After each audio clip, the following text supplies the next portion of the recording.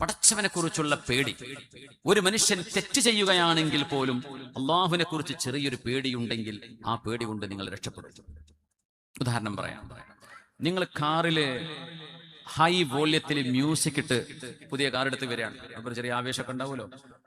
High volume, നിങ്ങൾ ആ maximum സൗണ്ടില് മ്യൂസിക്കും പാട്ടും വെച്ച് നിങ്ങൾ ആ വാഹനം ഓടിച്ച് വരുമ്പോ പള്ളിക്കാടിന്റെ അടുത്തെത്തുമ്പോ ചെക്കന്മാര് പറയടാ പള്ളിക്കാടെത്തി. അപ്പൊ നിങ്ങളത് ഓഫ് ചെയ്തു. ആ നിങ്ങളുടെ കൽബിൽ തോന്നിയ ദീനിനോടുള്ള ബഹുമാനം അത് വലുതാണ്, അത് ചെറുതല്ല. നിങ്ങൾ പോയി വീണ്ടും മുന്നോട്ട് പോയി പാട്ടും മേളയുമായി പോയി വാങ്ക് വിളിക്കുന്നു. ഒരുത്തം പറഞ്ഞിട്ടാ നിർത്തടാ, വാങ്ക് വിളിക്കുന്നടാ, സൗണ്ട് കേൾക്കുന്നു. പള്ളിന്റെ മുമ്പിലെത്തി, നിങ്ങൾ സൗണ്ട് ഓഫ് ചെയ്തു. ആ ഈമാനിന്, ആ ബോധത്തിന് അള്ളാഹു കൂലി നൽകും മുഅ്മിനെ. അത് ചില്ലറയല്ല. അതുപോലും കൽബിൽ നഷ്ടപ്പെട്ടു പോവുകയാണെങ്കിൽ പേടിക്കണം. ഞാനിത് ചെയ്യാനുള്ള ലൈസൻസ് തരികയല്ല. പക്ഷേ ഒരു മനുഷ്യൻ പടച്ചവനെ കുറിച്ചുള്ള പേടി കൽബിൽ ഉണ്ടായിരിക്കെ ചെയ്യുന്ന തെറ്റും ഒരു കൂസലുമില്ലാതെ ചെയ്യുന്ന തെറ്റും രണ്ടും രണ്ടാണ്. കൽബിന്റെ ഉള്ളിലെങ്ങാനും ചെയ്യുന്ന തെറ്റാണെന്നറിയാം പടച്ചവനെ, എന്റെ ശരീരം എന്നെ നിർബന്ധിച്ചു റബ്ബേ, ഞാൻ തെറ്റ് ചെയ്തു പോയിട്ടുണ്ട് പടച്ചവനെ, എനിക്ക് മാപ്പ് തരണം, എനിക്ക് നിന്നെ പേടിയുണ്ട്. കൂട്ടുകാരൊക്കെ ചെയ്തപ്പോ ഞാനും ചെയ്തു വെച്ചിട്ടുണ്ട് റബ്ബേ, എനിക്ക് നിന്നെ പേടിയുണ്ടല്ലാ.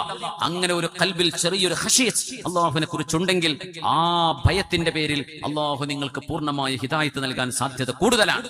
അല്ലാത്തവനത് കിട്ടൂല. അതുകൊണ്ട് അള്ളാഹുവിനെ കുറിച്ചുള്ള പേടി മുഴുവനായിട്ടും വേണം. എന്നാലും ചെറുപ്പക്കാരല്ലേ, ചില സമയങ്ങളിൽ നമ്മുടെ ശരീരം നമുക്ക് തന്നെ കൺട്രോൾ കിട്ടാത്തൊരു കാലഘട്ടമുണ്ട്. ബാപ്പ പറഞ്ഞാലും കേൾക്കൂല, ഉമ്മ പറഞ്ഞാലും കേൾക്കൂല, നാട്ടുകാർ പറഞ്ഞാലും ഉസ്താദുമാർ പറഞ്ഞാലും കേൾക്കൂല.